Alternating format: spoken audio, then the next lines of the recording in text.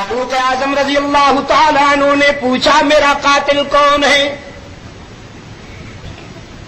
بتایا گیا فیروز ایرانی ہے اور وہ مارا گیا ہے بدبخت۔ اتنی اونچی آواز سے الحمدللہ کہا کہ لوگ ایک دوسرے کو مبارکباد دینے لگے کہ الحمدللہ طبیعت سنبھل گئی۔ اتنی اونچی آواز سے کہا الحمدللہ۔ آرزو تھی کسی اسلام دشمن کے ہاتھوں سے مارا جاؤں، شہید بن کر اس دنیا سے روانہ ہوں، الحمدللہ کہ ایک اسلام کے دشمن کے ہاتھوں سے مارا گیا ہوں۔ اے اللہ اپنے راستے میں شہادت عطا کر اور اپنے محبوب کے شہر میں موت عطا فرما۔ اللہ نے دونوں آرزویں پوری کر دیں، شہادت بھی عطا کی، موت بھی مدینہ طیبہ میں عطا کی۔ اب تیسری سعادت رب العالمین نے اپنی طرف سے عطا کر دی کہ سنایا بھی نبوت و صداقت کے قدموں میں۔ اپنے بیٹے عبداللہ کو بھیجا کہ جاؤ، میری ماں اس امت کی مادر محترمہ سیدہ عائشہ صدیقہ رضی اللہ تعالیٰ عنہا سے کہو عمر کی خواہش ہے کہ وہ اپنے آقا کے قدموں میں سو جائے، لیکن وہ چونکہ آپ کا حجرہ ہے، یہ رسول اکرم کا جو روضہ ہے در حقیقت سیدہ عائشہ کا حجرہ ہے۔ اللہ اکبر، سیدہ عائشہ کا بھی کیا مقام ہے۔ میں کہا کرتا ہوں عزیز نوجوانوں، ہو سکے تو تم بھی کہا کرو۔ صدیقہ کائنات ازواج مطہرات کے حلقے میں بیٹھ کر کبھی کبھی فرماتی تھی اللہ نے میری کتاب زندگی میں کچھ خوبیاں ایسی دی ہیں جنت کی حوریں بھی مقابلہ نہیں کر سکتی۔ فرماتی تھی میری اس دواجی رفاقت کا فیصلہ عرش بری پہ ہوا، میرا دولہا اللہ نے منتخب کیا۔ باپ اپنی بیٹیوں کے لیے رفیق زندگی چنتے ہیں، عائشہ نے کہا یہ میری خوش قسمتی ہے کہ میرا دولہا میرے اللہ نے منتخب فرمایا۔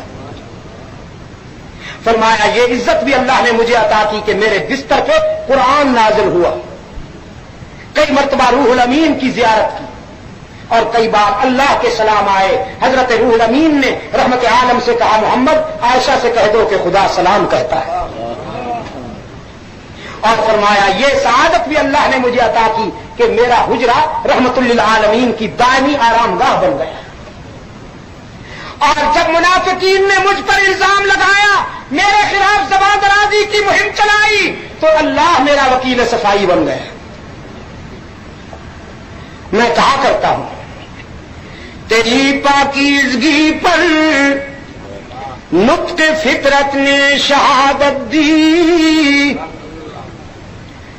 تیری پاکیزگی پر نطق فطرت نے شہادت دی، تجھے عظمت عطا کی عافیت بخشی فضیلت دی، خدائے لم یزل کا بارہا تجھ پر سلام آیا، مبارک ہے وہ لب جن پر ادب سے تیرا نام آیا،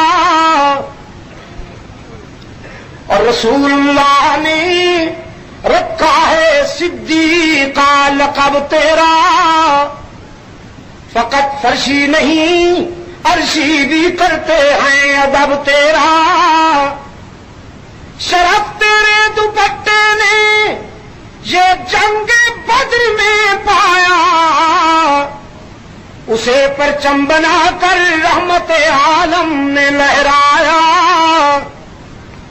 اور تیرا حجرہ امین خاص ہے ذات رسالت کا، بساط عرض پر ٹکڑا یہی ہے باغ جنت کا، اسی میں رحمت للعالمین رہتے ہیں، تیرا حجرہ ہے جس کو گنبد خضرا بھی کہتے ہیں، پھر اسی سے حشر کے دن سرور کونین اٹھیں گے، مگر تنہا نہیں اٹھیں گے ماں شیخین اٹھیں گے. فاروق اعظم رضی اللہ تعالیٰ عنہ نے اپنے بیٹے کو بھیجا کہ جاؤ ام المومنین سیدہ عائشہ سے عرض کرو عمر اپنے قائد کے قدموں میں سونا چاہتا ہے، دائمی بسیرا کرنا چاہتا ہے، لیکن وہ چونکہ آپ کا حجرہ ہے، آپ کی اجازت کے بغیر تو یہ نہیں ہو سکتا. حضرت عبداللہ ابن عمر رضی اللہ تعالیٰ عنہ حاضر ہوئے. سیدہ عائشہ صدیقہ رضی اللہ تعالیٰ عنہ آنسو میں ڈوبی ہوئی تھی، رونے کی آواز،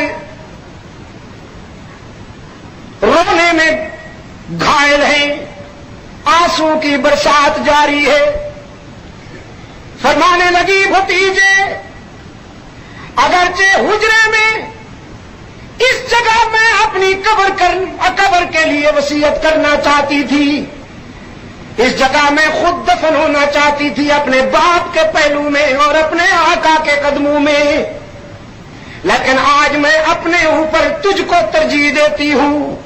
جاؤ میرے حجرے میں قبر تیار کرو، اگر میرے بیٹے کو اللہ نے صحت نہ دی اور اسی زخم میں چل دیے تو اسی جگہ انہیں دفنایا جائے گا. حضرت عبداللہ واپس آئے، فاروق اعظم رضی اللہ تعالیٰ عنہ کو اطلاع دی، سیدہ عائشہ نے اجازت دے دی ہے. لبوں پہ مسکراہٹ آ گئی اور آنکھوں میں آنسو تیر آئے. بلند آواز سے کہنے لگے رب العالمین اب زندگی کی کوئی آرزو باقی نہیں، تیرا کرم ہے کہ تو نے ساری آرزویں پوری کر دی.